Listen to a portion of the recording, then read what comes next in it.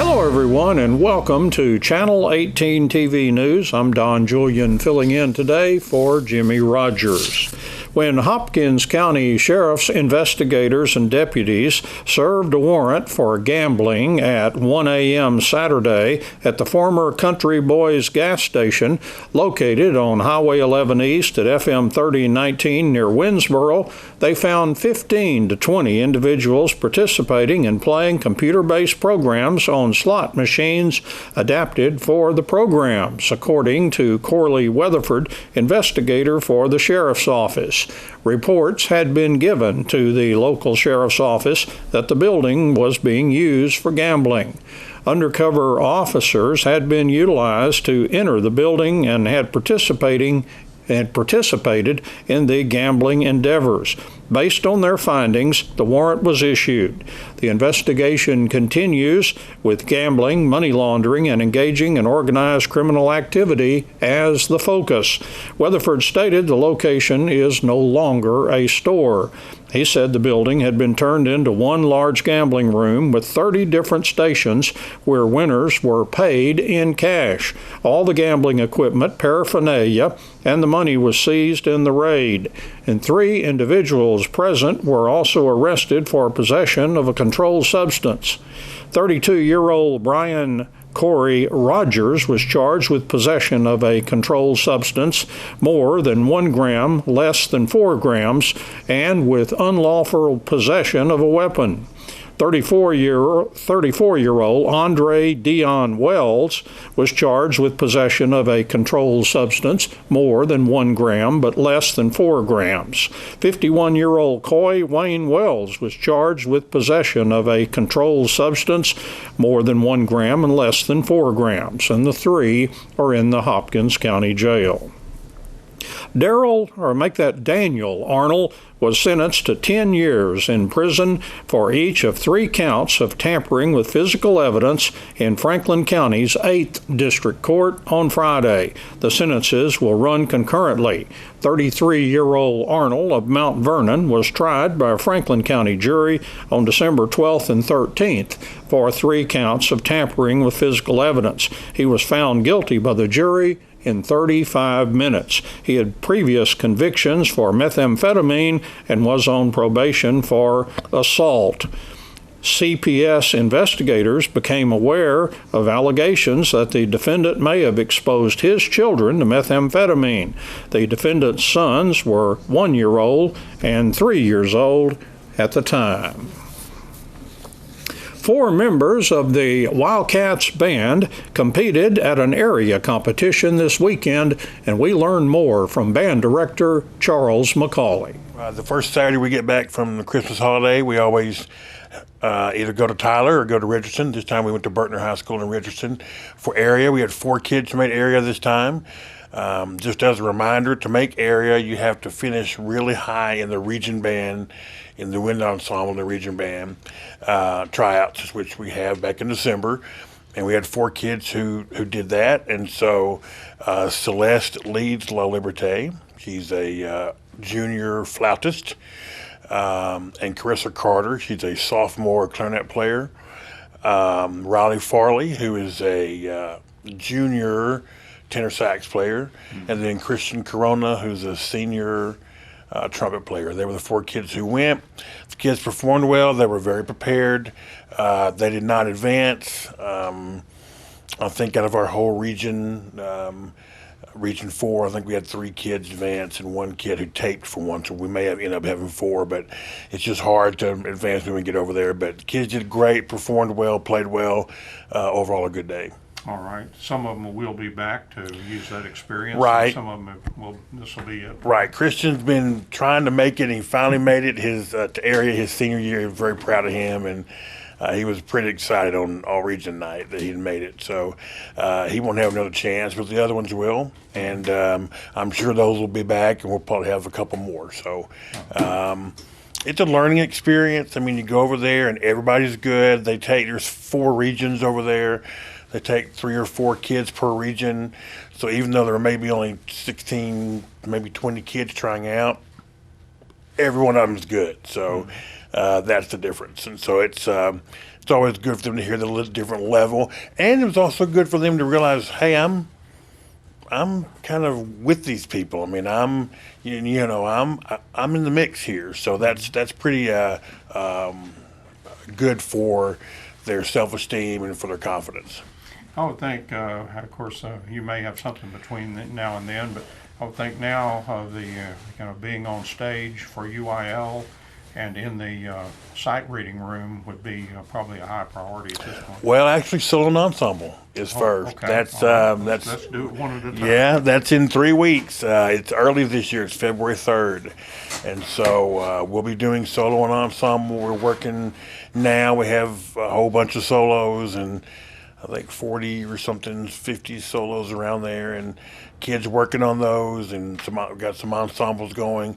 So we're working on that. Right now we're having tryouts here for our bands here.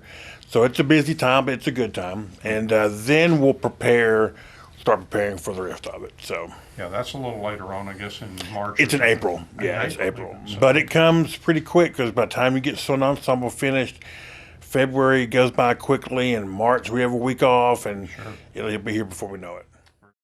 At KSST, we're welcoming new president of Texas A&M Commerce, Dr. Ray Keck. He'll be meeting with Sulphur Springs and Hopkins County officials in town today and hosted at a reception at Guarantee Bank and Trust, along with half a dozen of his staffers.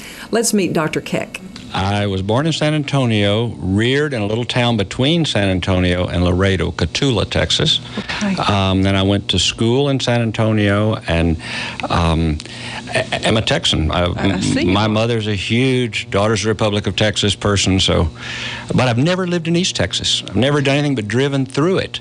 So it's a great thrill to find out about this part of the world. Well, a whole nother culture here for you to discover. And I wanted to ask you, since you devoted so much of your early education to Spanish and other languages, how did that come about?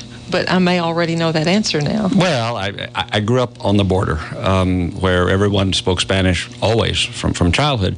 I didn't imagine that when I went off to college I had to take a language course. Well, I'd spoken Spanish all my life, never studied it, so I took it because I had to, it was required.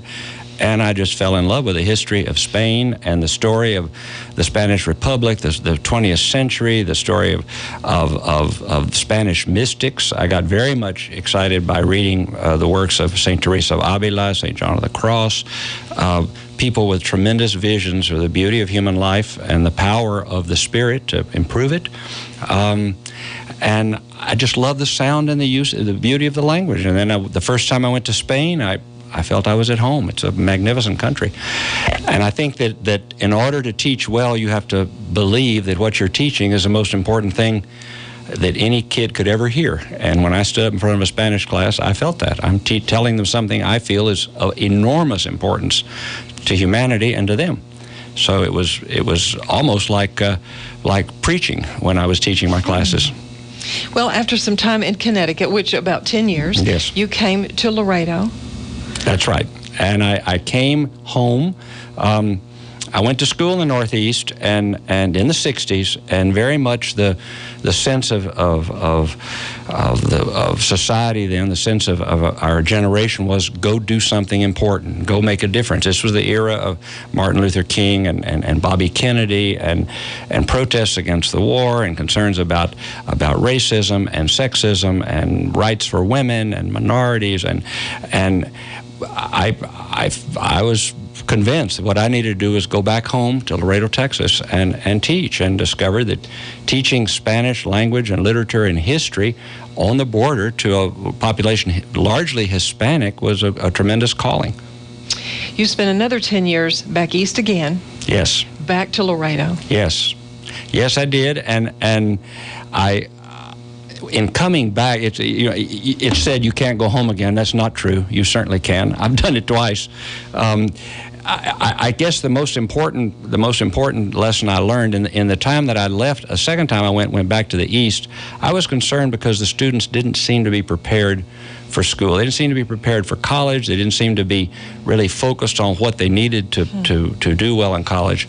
So I went to Washington, D.C., and I became head of a language consortium in a preparatory school to send students abroad to France and Spain, high school seniors and freshmen in college, and try to get them focused on what it takes to succeed, what the life of the mind is all about, what it means to be a citizen of the world, of humanity, and as a result of your own country.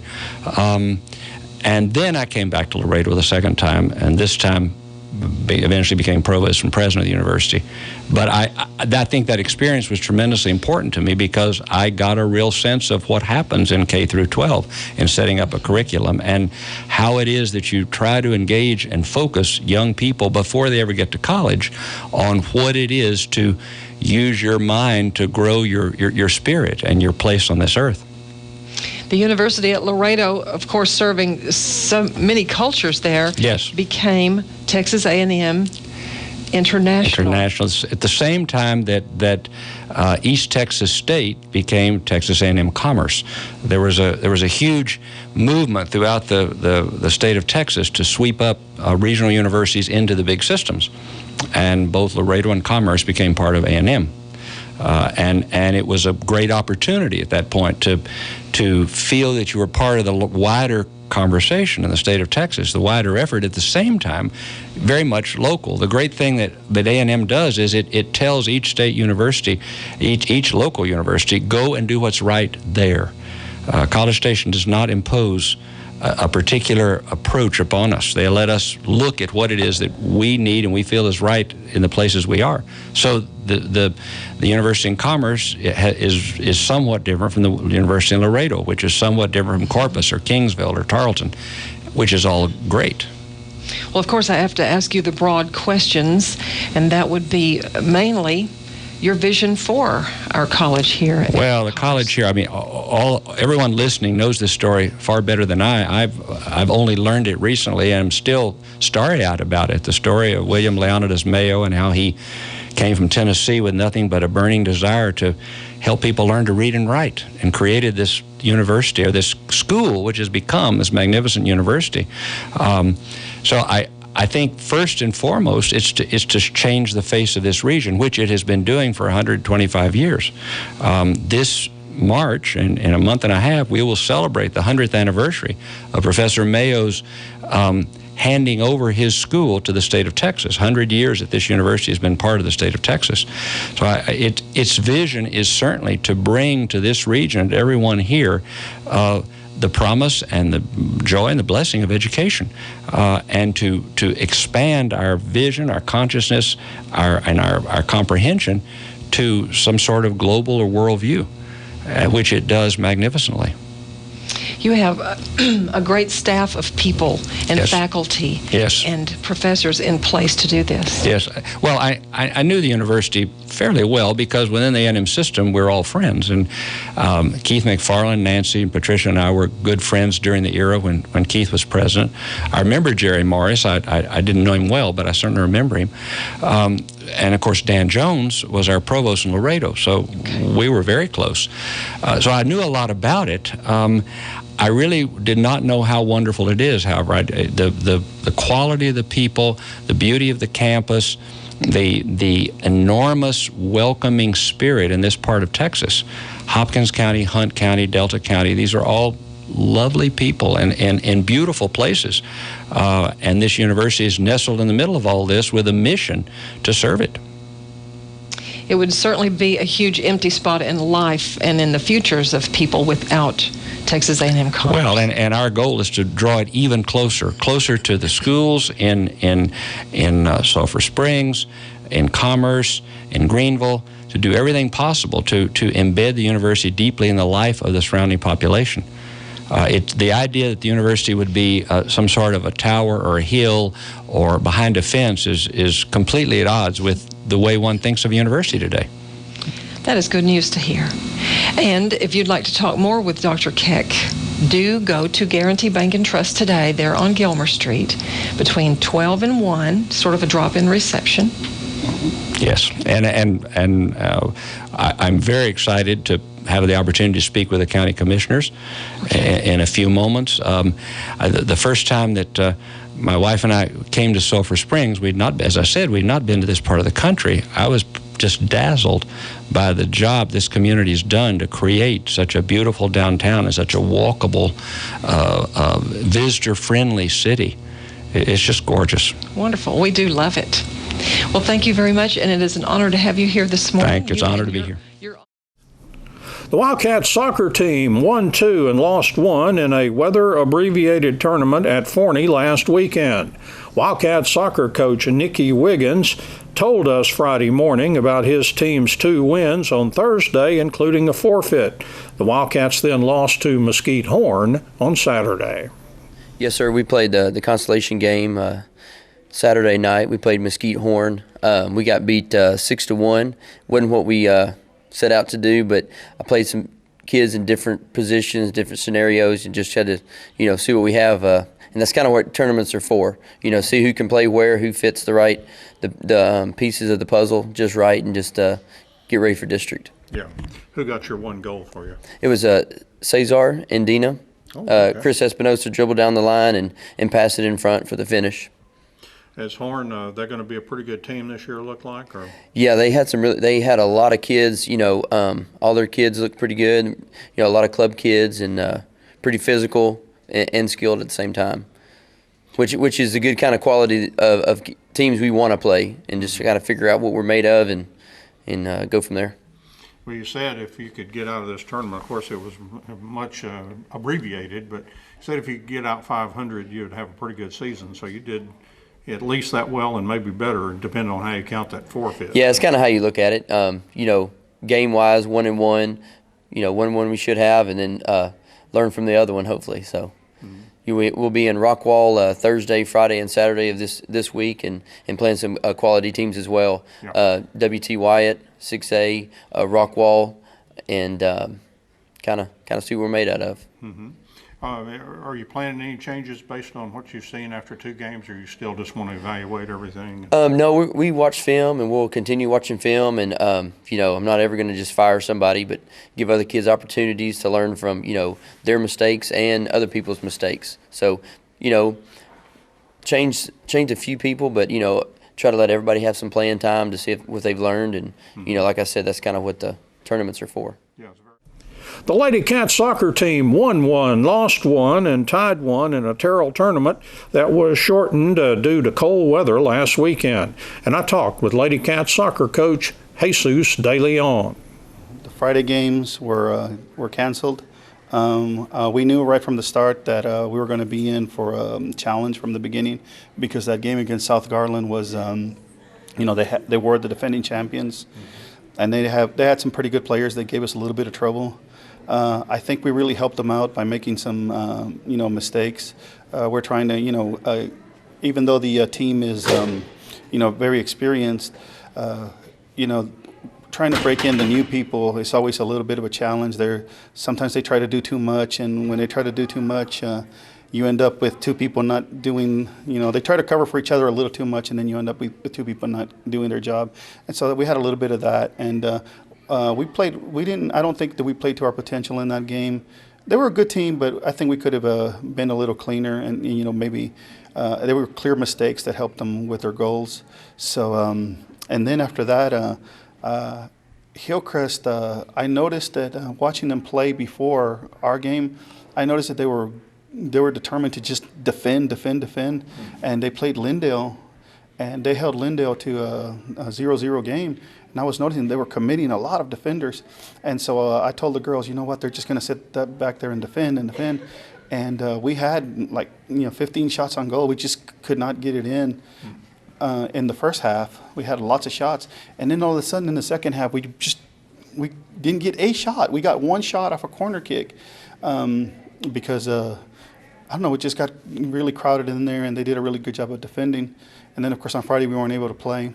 So on Friday because we weren't able to play, we were able to come back and practice a couple of things to clean some things up. and the girls took it to heart. And on Saturday, you know, it was a much cleaner game. We had lots of shots. We had possession. We had the defensive issues that we had were kind of smoothed over a little bit, and so we had a pretty good game. And you know, we were able to win that game 6-0. You remember who scored your goals? All 6? Now on, let's see, it was McKenna Kager, I believe, scored 2. Gracie Boyer, Taylor Robinson, and then some of our new girls to varsity, Brooke Harden got her first, and Keely Hutchins got her first. Wow. That was quite an explosion. That made you feel good, I guess, at the end of the tournament to have a game like that. Well, it was, you know, it looked to me like early on that we had control of that game, and you know, that I was going to, when I knew that there wasn't going to be advancement, I told Joel that I was going to just use it to get people more experience. And so once we got control of that game, we were at 1-0 for a long, long time, for maybe 30 minutes. And so, and then, I mean, I knew it was under control, but I really didn't have an indication that we were all of a sudden going to start scoring a lot. And but we did. You know, everybody that went in, you know, Keely and Brooke, you know, they're primarily backups, and when they came in there, they you know, they wanted to, you know, put their mark on the game, and they did. And the ironic thing is that really Melina hasn't been able to score yet, but she's been assisting a lot. So yeah. I tell her that that's just as good. Yeah. And I believe Paris is next, the tournament there, and so that's coming up this weekend. Yeah, starting on Thursday, we have a tournament in Paris, and of course we're the defending champions there. Mm-hmm. So we're going in there to try to, you know, earn, you know, defend that title. We have Maybank on Thursday, and several years ago they used to have a pretty good team, and they used to give us a little bit of trouble. I think we beat them, I think we're about 50-50, because they had a good group of girls that are playing at Texas A&M Commerce now. And so I think we're 3 wins and 2 losses against them. But I don't know what kind of group they have now. I know that they did well in their 4A playoffs, so it should be a good game. New Wildcats powerlifting coach Casey Jeter was pleased with how his team performed at their first meet of the season Saturday in Lindale. And I talked with Coach Jeter. We were a little nervous coming in, but all of our lifters showed the hard work that they've been putting in, and they all improved in their lifts. We had several personal records, and one of the good things that you could say is that we actually left weight on the platform, meaning that we left the meet knowing that confidently we can come back and improve even more so than we did. Mm-hmm. So we're very much so looking forward to the Sulphur meet 3 weeks from now so that we can actually find our true maxes. We've got a lot of guys right now that are still stronger than they truly believe they are. So I think we're ready to rock and roll. All right. Were you able to, did 11 lift, or were you able to get that 12th one in there, or was that just Actually, we lifted 13. 13? Yes, sir. We had 13 lifters. 2 of our guys had to lift on the B team, but that was okay. They were young guys that were just trying to figure themselves out. Mm-hmm. Who did well for us?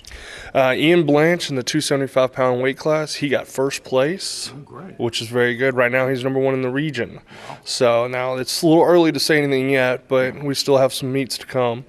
But we're looking forward to it. He squatted. I've got some numbers right here. Ian squatted 540 pounds. He bench pressed 285 pounds, and he deadlifted 500 pounds for a total of 1325. And like I said, he left a lot on the platform. Another one that did very well for us was Cortavius Pruitt in the 181-pound weight class. Cortavius, talk about somebody leaving some weight on the platform. I think he left about 150 pounds of his total on the platform. He got third place in the 181-pound class. Like I said, he squatted 430, bench pressed 260, and deadlifted 430 pounds, which left him at a total of 1,120 pounds. Now, he weighed 168 pounds, so that means we might try to shave off 2.5 pounds and get him in the 165s, and he'd definitely have a chance at the state powerlifting meet that way. I believe that's where it was last year, wasn't it? Yes, sir.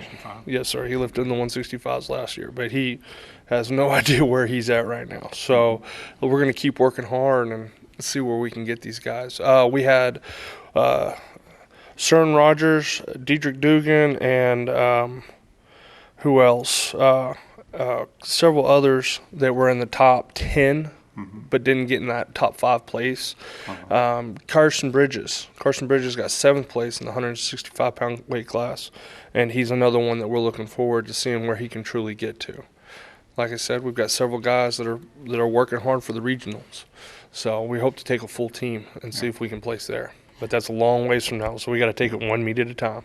When's the next meet for you now? A couple of weeks? Yes, sir. It's going to be on January 28th, and it's actually going to be held here at Sulphur Springs. So we hope to see everybody there and have a big crowd. You bet. Yes, sir. That's Channel 18 TV News for today. Thank you for joining me. I'm Don Julian, filling in for Jimmy Rogers. And so long, everyone.